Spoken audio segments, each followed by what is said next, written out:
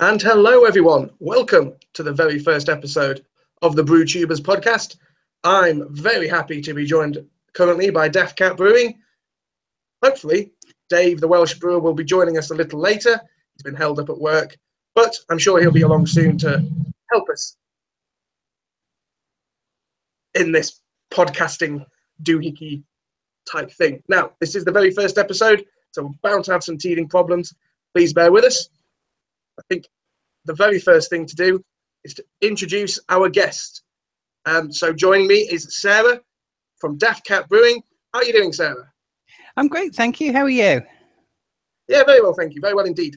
Can't be thinking of anything I'd rather be doing on a dreary Wednesday evening than recording this.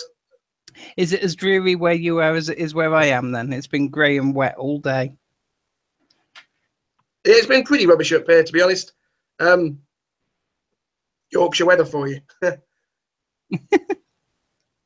So, for those who don't know, Sarah here is a BJCP judge. She runs the Welsh National Homebrew Competition. Is that right? Yep, that's the one. Yep. So, and Dave, he also runs a couple of brew tubing competitions.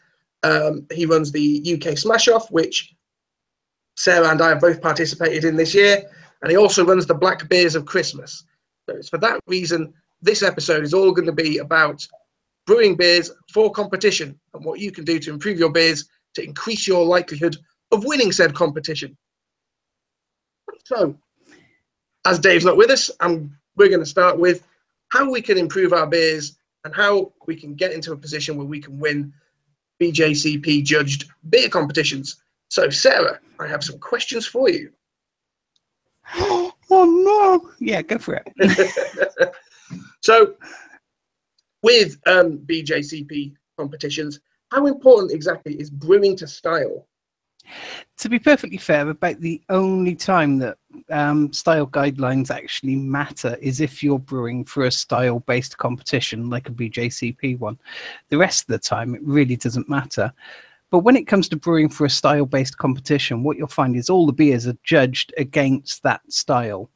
So if you're entering something and telling us it's a sweet stout, for instance, or what used to be known as a milk stout, we'll actually be trying your beer and comparing it directly to those style guidelines.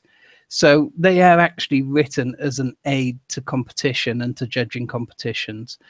So it is critically important that the beer you are entering and saying is this style is actually a good match for that style that you've said it is. The rest of the time, though, style guidelines really don't matter. They're not there to tell you what to brew, how to brew. But if you're entering a style-based competition like BJCP or a brewery-based competition where they say enter this style, then yes, it's critically important for you to do well. So, depending on the competition, it's going to depend on the styles you can enter. If you brew your beer and it's not how you expect it to be, say you've been brewing an IPA, it's nowhere near as bitter as it needs to be, could you still enter that beer under a slightly different style? Oh yeah, definitely. One of my main tips for people when they're brewing for competition, let me put it this way. There's a couple of different strategies to use when brewing for competition.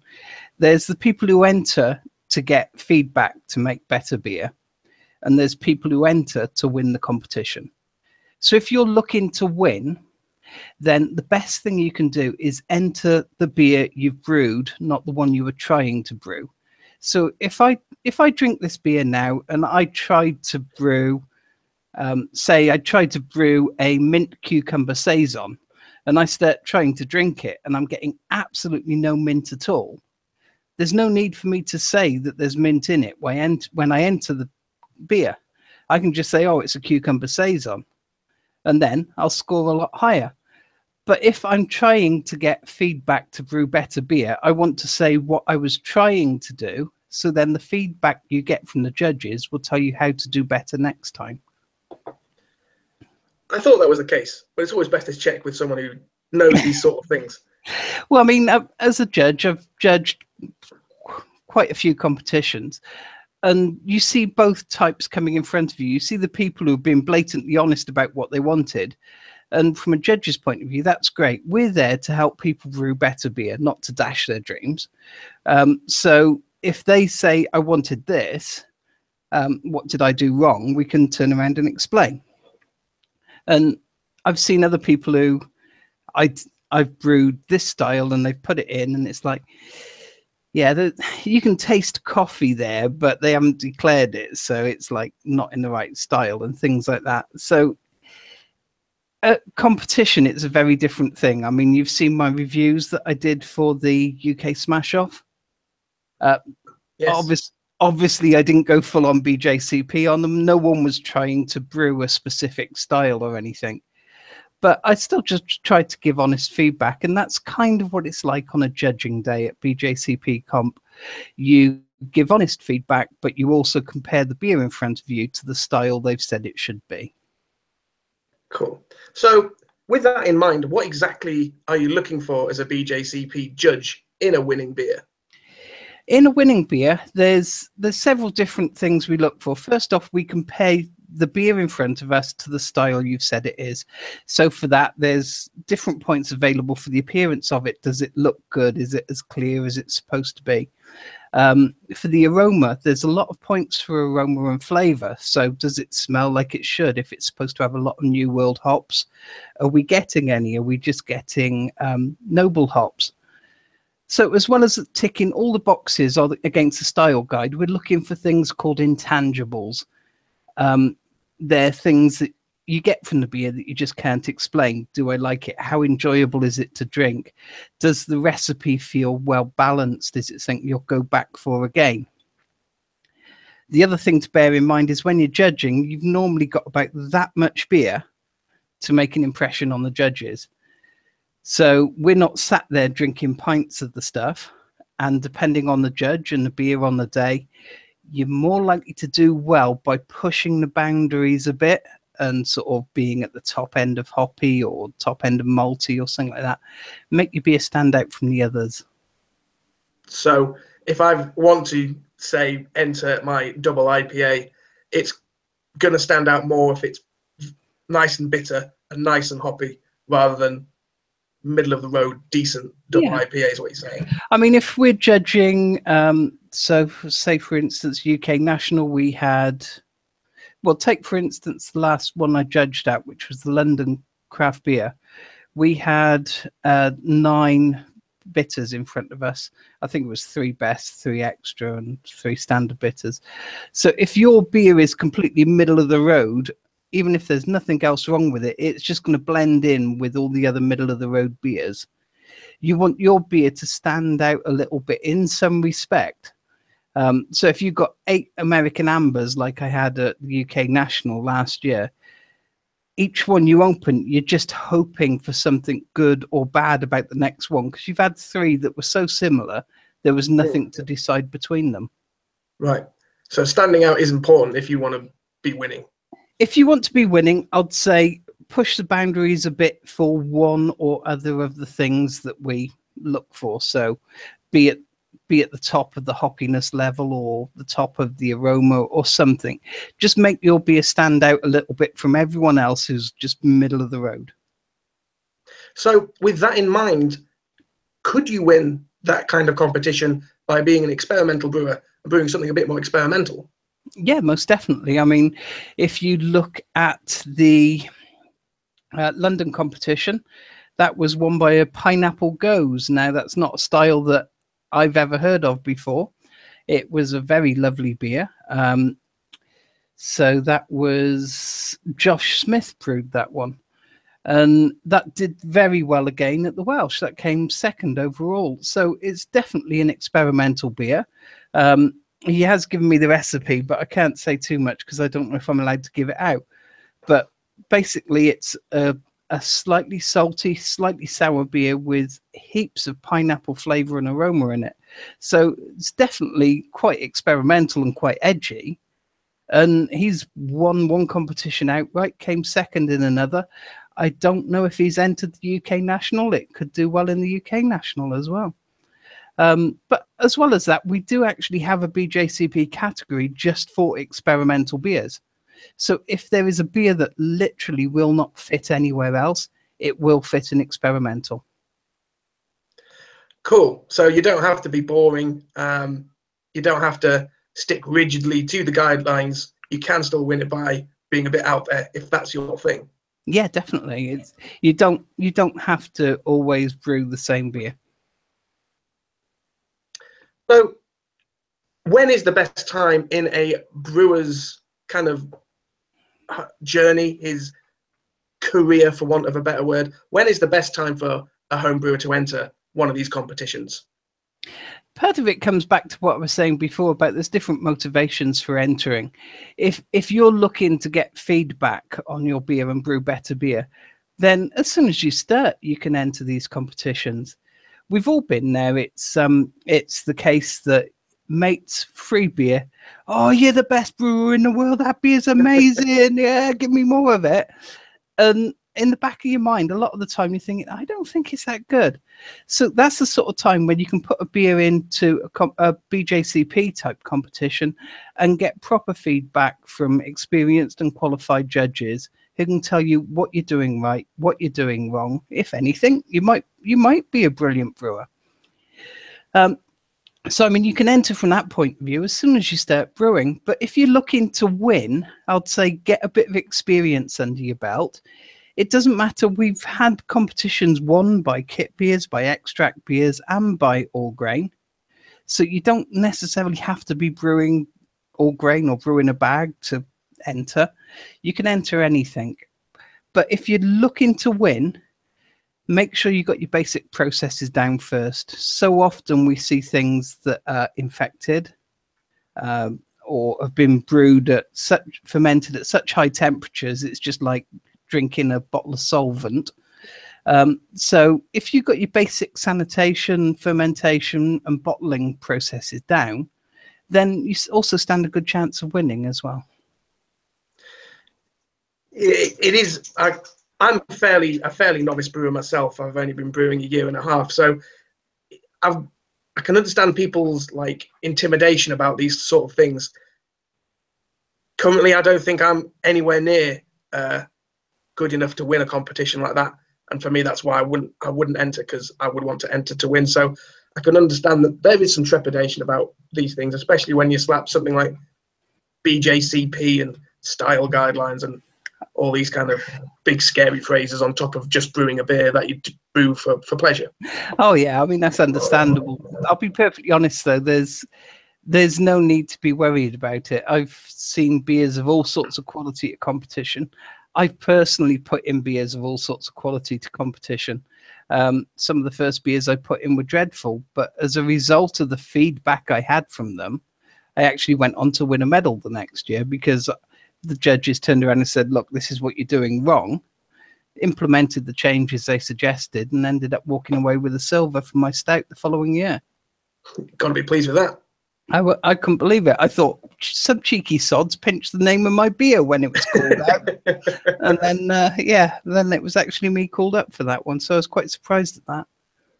So what are your top tips for winning a BJCP competition? First off, make sure you enter your beer.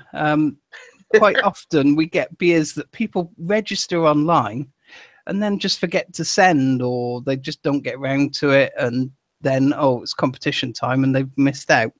So make sure you enter and send your beer. Another important one is to make sure that you're entering the beer you think you're entering. Quite often we've had entries turn up and you hold up the two bottles of the beer and one looks like a lager, the other looks like a stout, and you're thinking, yeah, I don't think this brewer's picked up the right beers. So yeah, just check that the beer you're entering is what you think it is.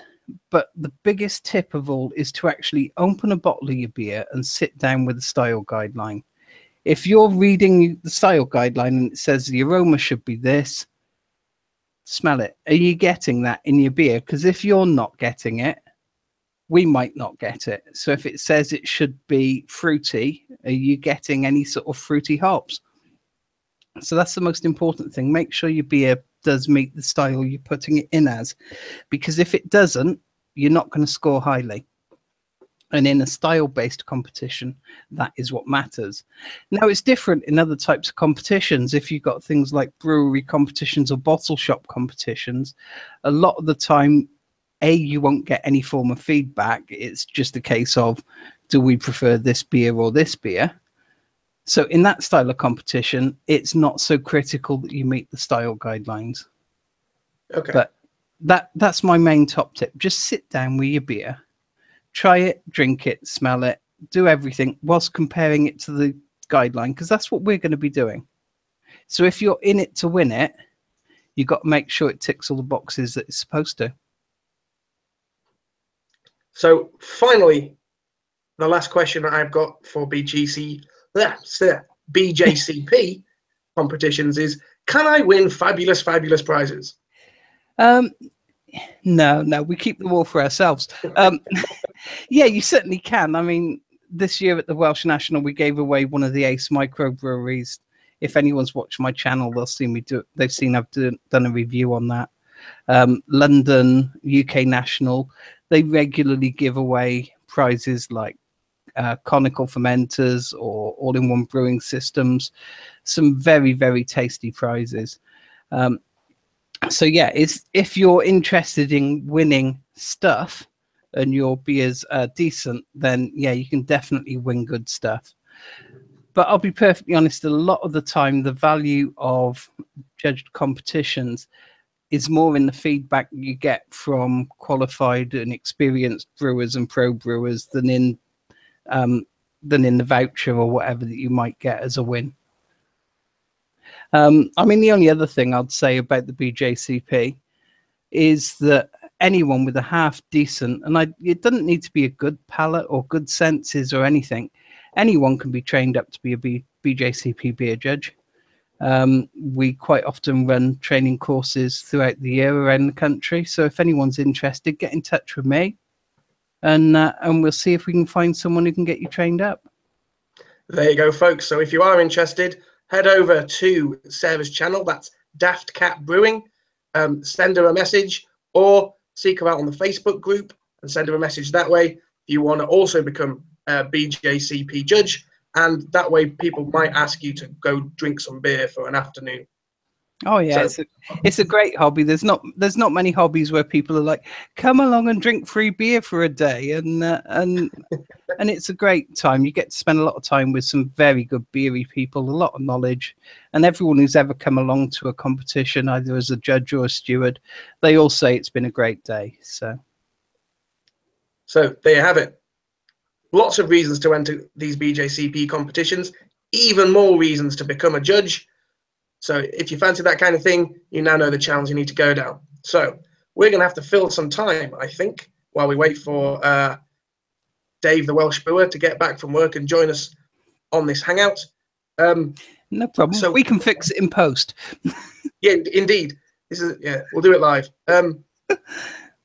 What are you drinking, Sarah? I'm actually drinking what's called free lunch. So this is courtesy of Honest Brew and Northern Monk. Honest Brew won some money to put a big advertising package together, and they decided to say, no, sod that, we're going to brew a beer and give it away. So I had 3 cans of that turn up today, brewed by Northern Monk. So thank you very much, Honest Brew and Northern Monk. It's a very nice hazy northeast New England IPA style.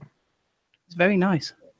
I was going to say, I'm a big fan of Northern Monk. They're not too far away from myself. Last year, they brewed a Mango Lassie IPA, which was absolutely incredible. I never got to try that one. I wish I had. It was great. The mouthfeel of it was like I was drinking yogurt. Yeah. It was so thick, but yet tasted like mangoes and IPA bitterness. It was delicious and an incredible feat of brewing. Oh wow, that sounds amazing. I'm going to try and replicate it, but I'm not sure how well I'm going to go. Well, you never know. If it was a limited edition, you might get away with just dropping them an email and going, guys, can I grab the recipe?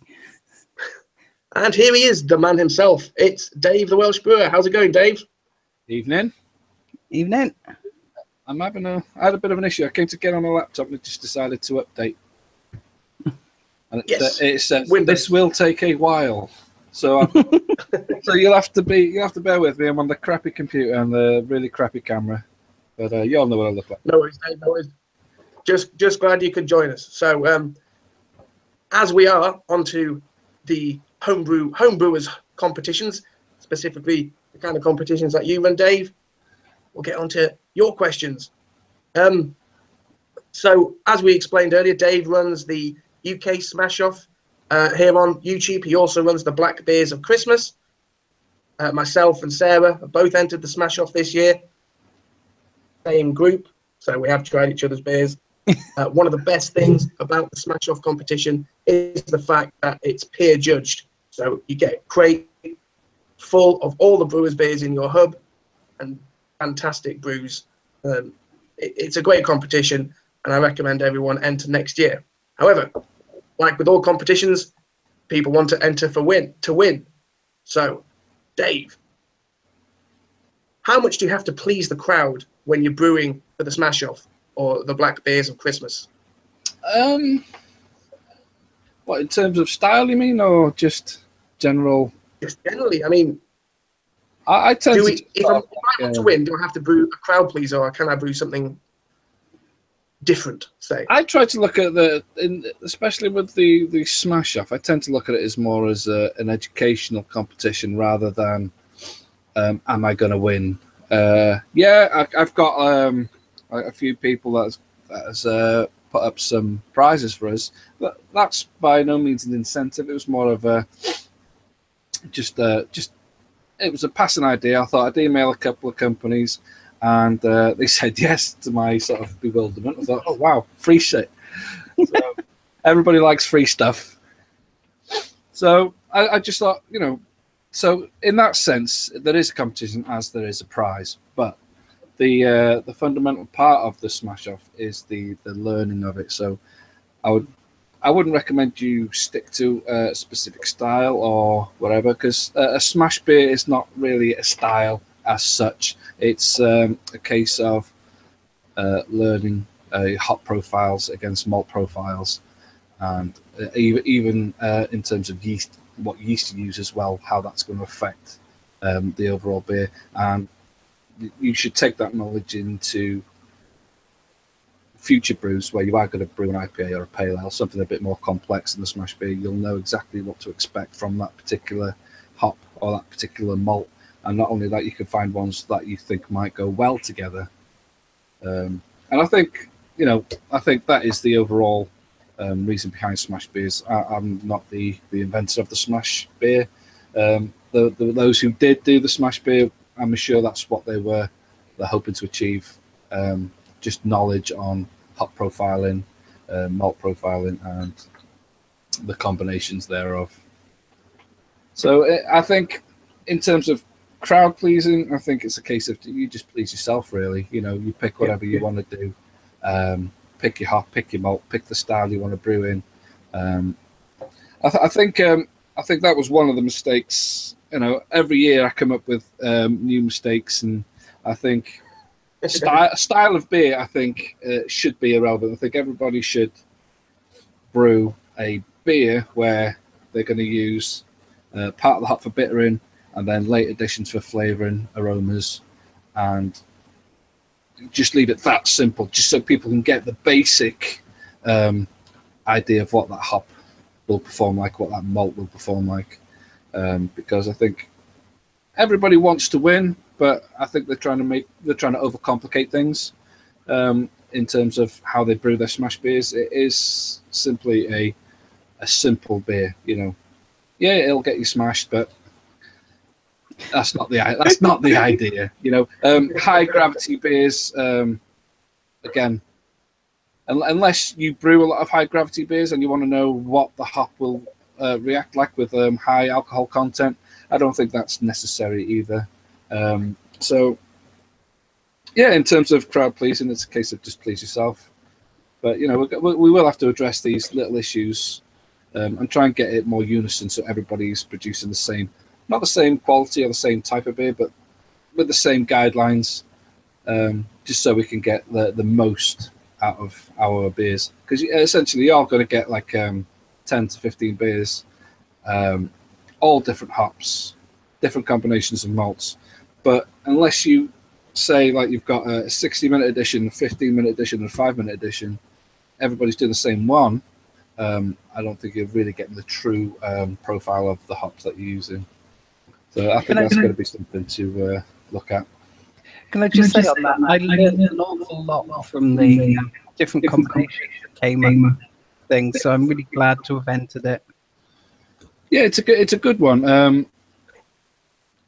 And you do get, if somebody's brewing a lot of pale ales, or somebody tends to brew the IPAs, if you're sticking to a specific style and you want to brew that hop in that style, then you want to know how it performs. But you're not always going to get the true representation of the hop if you're going to put. You got the bitter, and then you got like a middle editions, and you got late editions, and you dry hopping. I think we need to sort of narrow it down to what we actually want to achieve, what we actually want to learn from the process, and maybe we could do spin-offs. I don't know.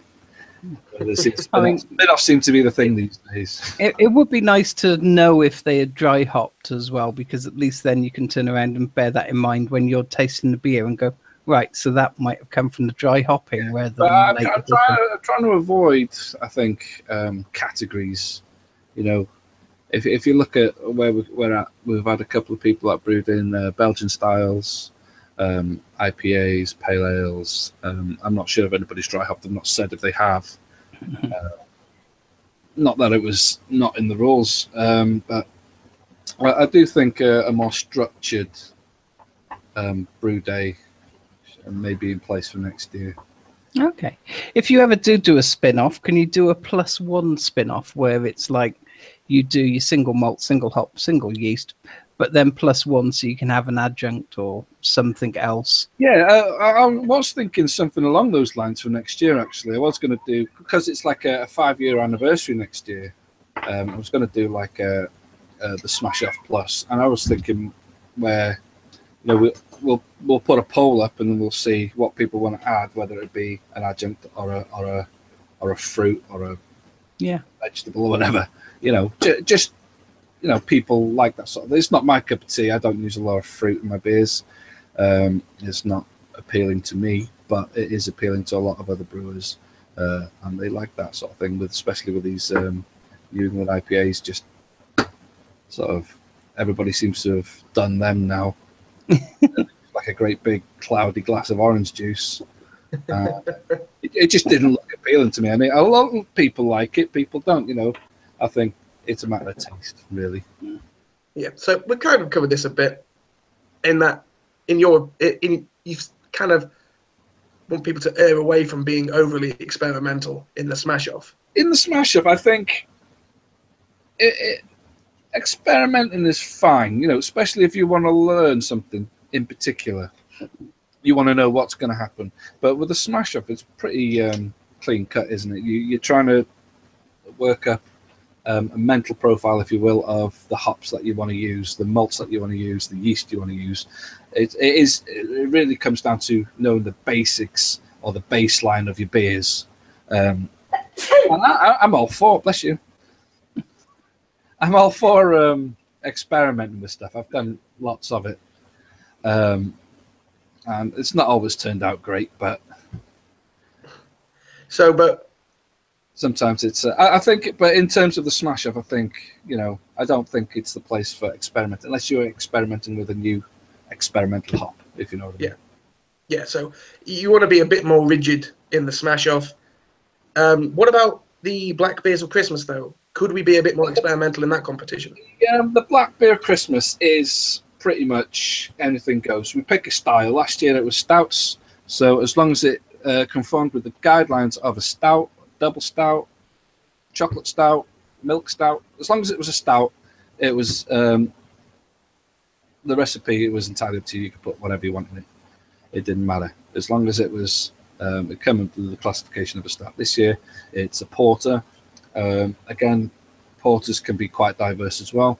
You want to use fruit in your porter, go ahead. You want to use whatever. It's pretty much a free for all, but as long as it's in the style of a porter, we're not. Again, the Black Beer Christmas is more of a Christmas beer mail, really. It's a bit of friendly banter. It's a good way of getting feedback from your beer. I don't want to I don't really know why I come up with it, really. I think I was just sat here one night and just getting hammered on stouts. I thought, I wonder what other people do, because I do like dark beers. I like using the roasted malts, the barley, the chocolate. I like them, but if you take it too far, it can also be quite horrendous. I did the stout once, and I misread the recipe. It said 50 grams of roasted barley. I thought it said 500. That was a bit of a tooth curler. Yeah. I mean, in a way, though, the Black Beer of Christmas a nice contrast to the Smash Off, because obviously in the Smash Off you can't use dark ones because you can't really do 100% chocolate malt beer. No, you can't. No. But we're going to go through the styles, and in terms of using the knowledge you gained from the Smash Off. I mean, okay, next year I've already put down for barley wine, but the year after that could be a black IPA or a black lager, even. Mm-hmm. And it doesn't always necessarily have to be pitch black. You just got to come up with an EBC where the minimum requirement for a black beer is going to be. I might even just alter it to just being, beers of Christmas, and just because it was just an idea, and I thought nobody's going to be really interested. I thought I'd get half a dozen people in, and we'll get a big of a beer. Hang on, I'll get it out in a minute. That was easy for you to say. Big beer swap, and it turned out to be a bit more popular than that. A bit like the Smash Off, really. It sort of it gained traction. It's just you get the snowball effect. It's just more and more people want to get in. It's good, but the overall will work for you. Yeah, it's a lot of work. When you've got I've had a couple of guys help me out this year, and without which I would never have been able to have got the job done, really. If you look at the amount of people, 30 people in this year, I had 30 boxes. That was a lot of beer to deal with. That would have filled my entire kitchen. And there was a good week or a week and a half where beers were coming in. So before I got it all in, it needs to all be here before I could send it all back out again. Yeah. So funny enough, out of the 3 hubs, I'm the only one that cocked up. We all learn from these things, don't we? No one's ever done it perfect the first time and never made any mistakes. So this is my 3rd time now, and it's still.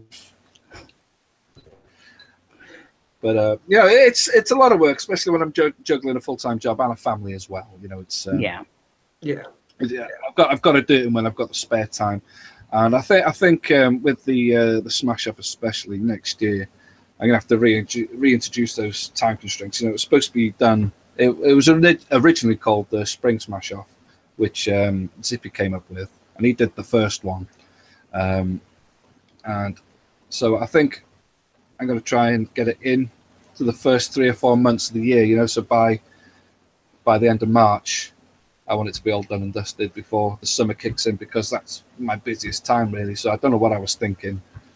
If it's going to all be over early in the year, if you want another hub, count me in. Obviously, it gets problematic for me later in the year because I've got all the beers turning up for the Welsh. But if it's going to be early in the year, I'm happy to help. With work, during the quieter months up until sort of like February, March, I get 3 days off a week, but in the summer I do like 50, 60 hours in a week. Ouch. So it's a big contrast of time constraints, so. But I think a lot of people were a little bit annoyed as well, because some people were late with their entries and I was putting the deadline back again, and people had already brewed their beer like 2 months previous, and they were getting a bit annoyed because now their beer is really old. So in fairness to everybody, I think, we're going to have to set a timeline, and if you're not ready, you're not in. I think that's fair enough, to be honest. It's because it's not fair on the guys that are ready and ready on time, and then I've got to move the dates to accommodate other people, which I didn't mind doing because, you know, at the end of the day, it is supposed to be just a friendly competition. But if the beer's like, if somebody puts the beer in, it's only like 3-month-old fresh beer against a 6-month-old that might not have aged very well, it's not really fair. So we'll try and keep it as fair as possible for everybody. But that'll be for next year. This year, you know, it's too late now. We're nearly done now, you know. And it was good that we got the independent judges because, again, another cock up by me. Any idea when we're looking at finishing all the scoring off? All the scores have to be in by the end of July. Yeah, and I'll need a couple of days because, again, it's 30 people of scores I've got to tally up. And then, of course, the winners of the top 2 of each of the hubs will have to send me another 2 beers, and then I'll have to resend them out to the judges. And, you know, so albeit it's worked out really well. Yeah, there's a few sort of cock-ups and mishaps. You know, it'll all come out in the wash. I mean, from my point of view as an entrant, there weren't any cock-ups that damaged it or anything. It was all a very good experience, and I highly encourage people to enter again next year. I've got to agree with you there. So it's been my first time entering, and I've had a whale of a time with it. So, like Sarah said, I encourage everyone to enter this competition. It's great. Yeah, I know it's more work for you, Dave, but yeah, it's a good little crack. It's you know, it doesn't cost me anything, only my time. And all it costs you is your beer and your postage. You know, it's not.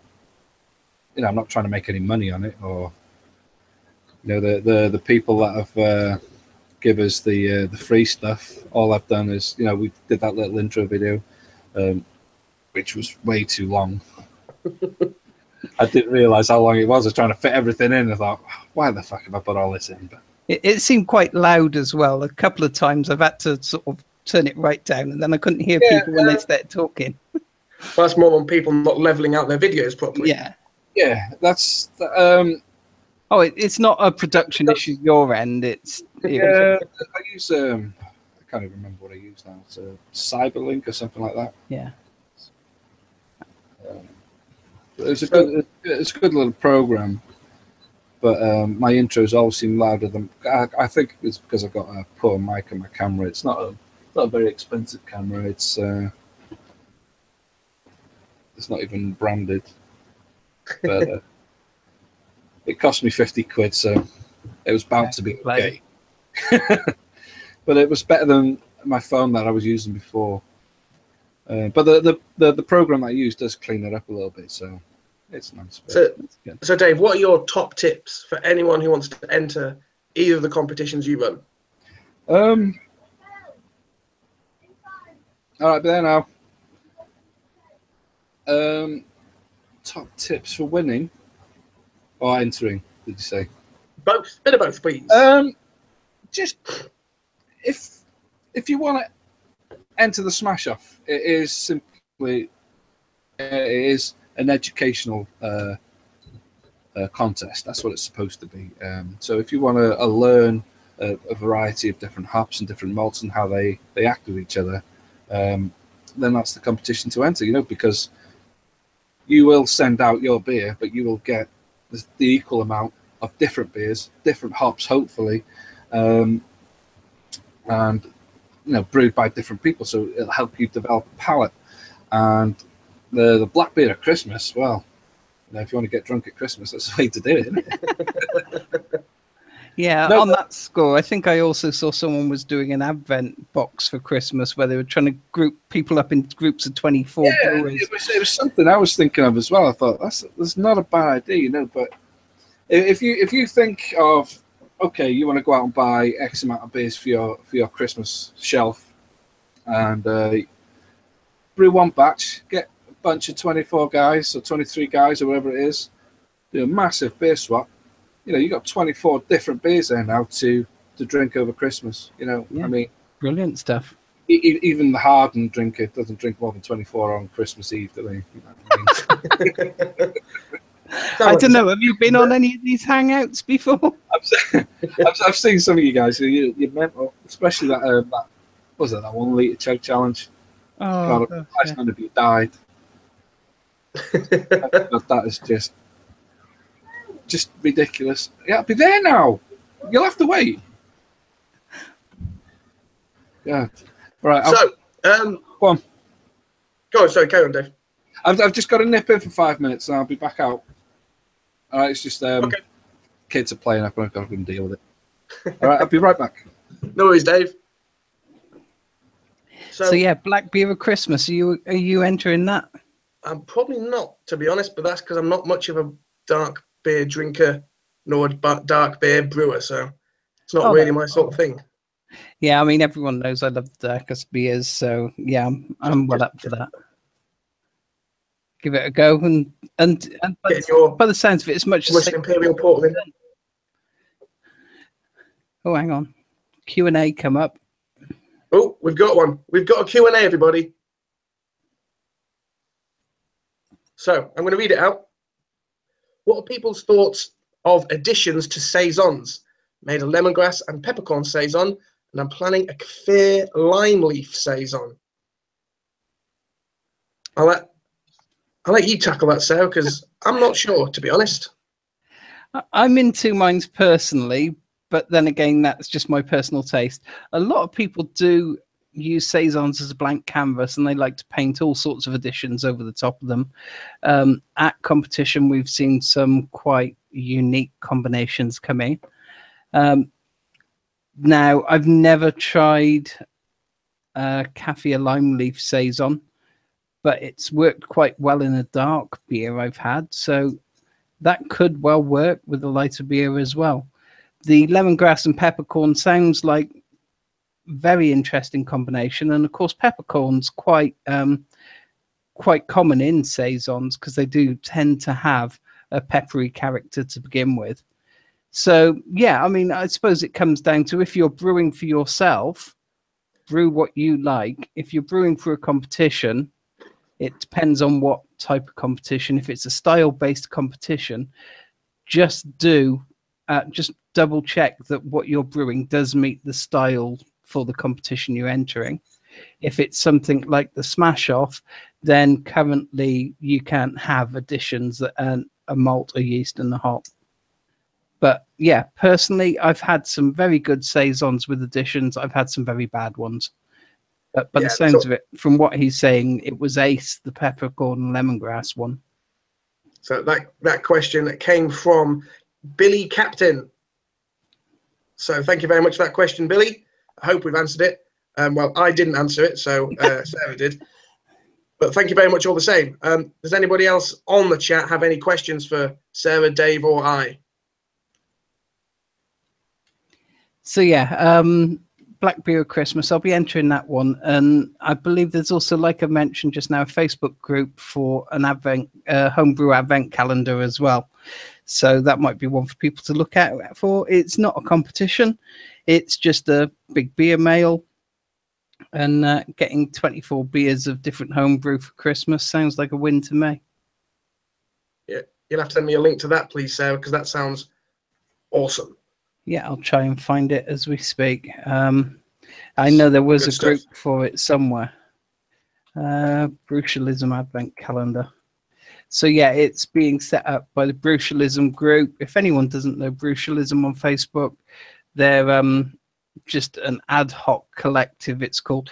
Just people who like home brewing. So yeah,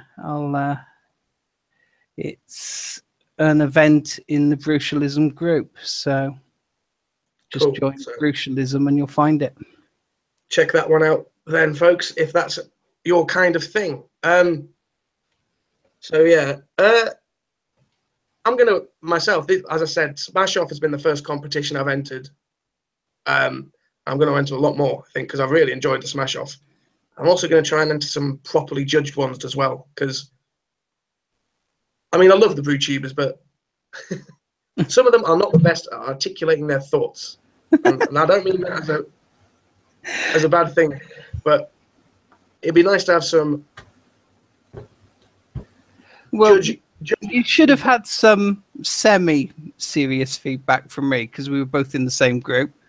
I don't know which beer was yours. You don't know which one was mine, but that's the sort of thing you can expect, only a bit more in-depth and a bit more technical. So, Dave, as you're back, we've had a question from the chat. What's your opinion on additions to saisons?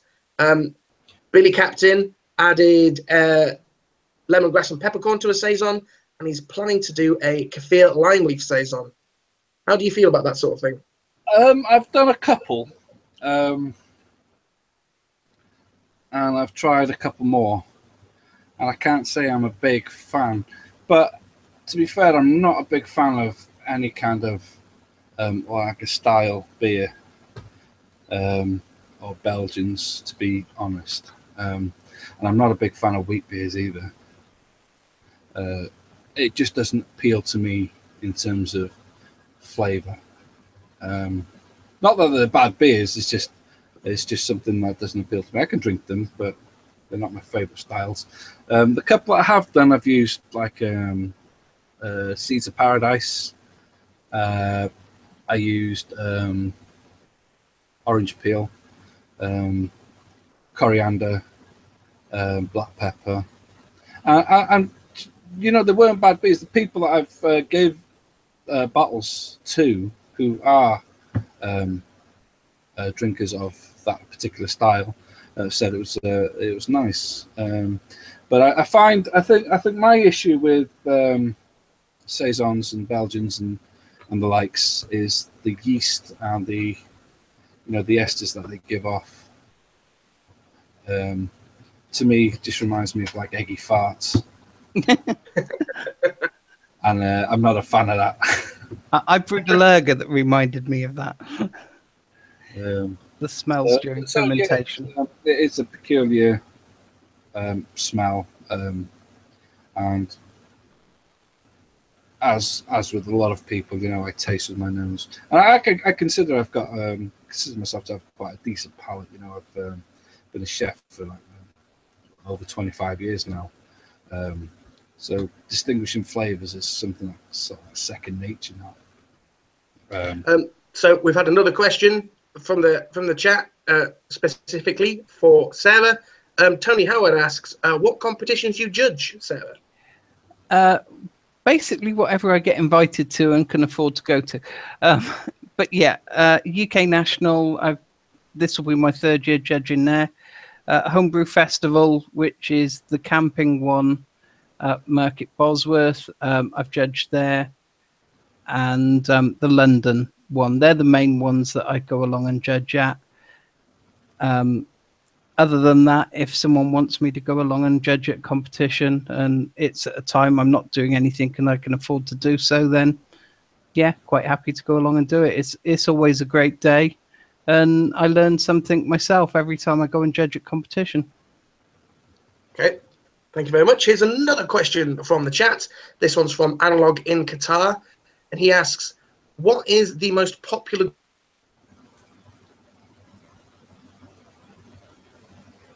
Oh, he's frozen up.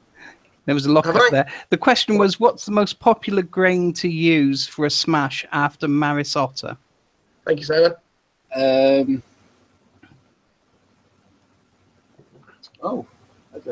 tell you that. It'll probably be like a two-row, American two-row. Yeah, just basic pale ale malt type thing. Yeah. But you tend to find, especially in the UK, the majority of people use Maris Otter. Yeah.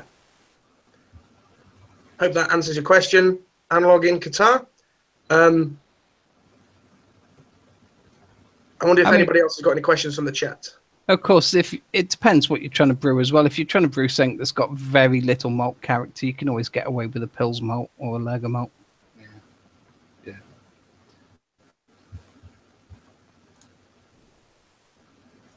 I've noticed as well, there's a lot more variety of malts on the market these days.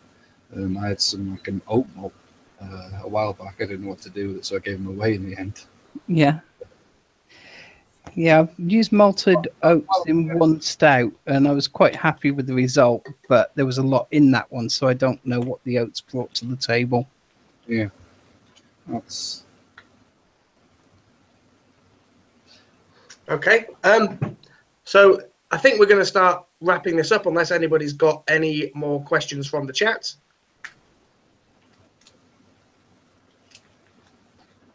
Did we cover everything? I believe we've covered everything. Well, we've covered everything I wanted to cover. So the pair of you got anything else you'd like to say on competition brewing? Just watch out for faults in your beer. If you want to know how to find them, check out my video series on it. Oh, that's a shameless Nice plug. plug there, Sarah. It is indeed, but I mean, it is. That's why I did it, because a lot of people are like, "There's something wrong with the beer," but I don't know what it is. There's so much knowledge available to people nowadays on YouTube and with the search engines online as well. Yeah. You know, it's I think there is also, you know, trying too hard could be an issue. You know, you're trying to get too much out of your beer. If you're going to enter a competition, you're going to pick a particular style. Try and stay true to that style, and you know, just brew the best you can within that style. Try not to you put your stamp on it by all means, but try not to overdo it, because the judges will pick it out, and then, you know, there's also the danger if you get disqualified because you're not true to style. I'm not sure how strict these judges are. I've never actually entered a judged competition before. We don't tend to disqualify anything. It's just that if it's not what the style says it should be, you're not going to score very highly. Yeah, exactly. Yeah, which is just the same sort of thing. You know, Yeah. You're shooting yourself in the foot basically by not brewing true to the style. And there are you know, if you want to do something a little bit more extravagant, a lot of these competitions now have specialty brews where you can sort of kick it up a notch if you want to try something new. So, Okay, we've had one final question, and I'm going to make this the final question, from Abby Homebrew. He's asked us all what our favourite style of beer is. That's easy. Mine's going to be IPAs. Mine's Imperial Stout. Harden. I've got to agree with Dave. I love an IPA, me, so it's also my favourite style. IPA's my go-to, but I don't. I like all derivatives there. I like pale ales, I like bitters, but I do. You know, come when the colder months of the year, I will lean towards the stouts, the porters, and the darker beers. Like I say, the only real stouts I don't like are the lighter beers. You know, the wheats, the Belgians, lagers, pilsners, that kind of crap. Not that. You know, a lot of people like it, or there wouldn't be a style for it. You know what I mean? But yeah, it's not for me. I like big, bold flavors rather than, you know, if I wanted a nice, cold, refreshing drink, I'd probably lean towards a cider. But lagers. I mean, I used to drink a lot of lager in my youth, but I didn't know any better. You know. Right. So I think we're going to bring this inaugural Brewtubers podcast to a close. I'd like to extend my thanks to Dave, the Welsh brewer. Please go and check out his channel. Get all the Smash Off updates and the Black Beer of Christmas information from Dave's channel. I'd also like to thank Sarah for joining us. Please go check out Daft Cat Brewing. She's already plugged her fantastic Beer Faults video series, but there's also a lot of good information there. I missed out on my plug, didn't I? Beg your pardon? Missed out on plugging my stuff. Go on, get one in there. Right, I've got just quick. So I was going to do a couple of videos, but I've got a series coming up of where I'm buying pre-made all-grain malt kits from various companies, and I'm going to pit them against their counterparts, the commercial counterparts. So That sounds good. So coming up, I've got like Doombar clone, which I already did the other day. I haven't put the video up yet, but I've made the beer. I've got Ghost Ship, I've got Old Peculiar, and there's another one, I forget what it is.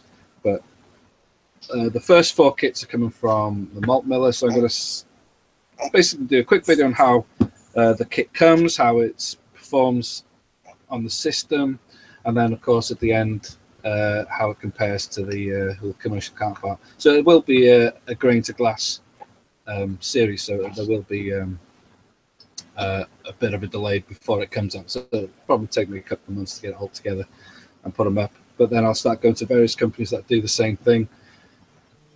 Again, test them against the counterparts. And also, I've got another mini series of where I'm going to brew 4 or 5 different styles of beer. 5-gallon batches. I'm going to split the batch into 5 demijohns and use a different yeast in each one. So it's going to be sort of like a yeast experiment, what the yeast actually brings to the actual style of beer you're brewing, and we'll see what it does. So when I do a beer, so like say the first one's going to be an IPA, which no doubt it's going to be. I'm going to brew with I'll do 2 American yeasts, 2 British yeasts, and I'm also on the 5th one in every brew is going to be a baker's yeast. Just to see. No, that's a very good idea. I'll be interested. I've never baker's yeast. Not in I've used it in bread, of course, but not in not in a beer. It's just that there's so many varieties of yeasts, and is it necessary to spend fortunes on them? See, maybe it is, Sounds maybe good. it isn't. So there you go. Even more reason to go to the Welsh Brewer YouTube channel and check out those videos. Thank you very much to both my guests. We'll be back hopefully in a fortnight where we will be joined by Matt from Ed's Bristol Brewing, and our topic is all going to be experimental brews and what we like to do when we're experimenting. If you've got any questions about competition beers or any questions for the upcoming show, either leave a comment on this video or email the Brewtubers Podcast at gmail.com, and we will make sure those questions get answered in the next show. So thank you very much, Dave and Sarah, and we'll catch you all next time. Thank you. Bye. Bye. Bye.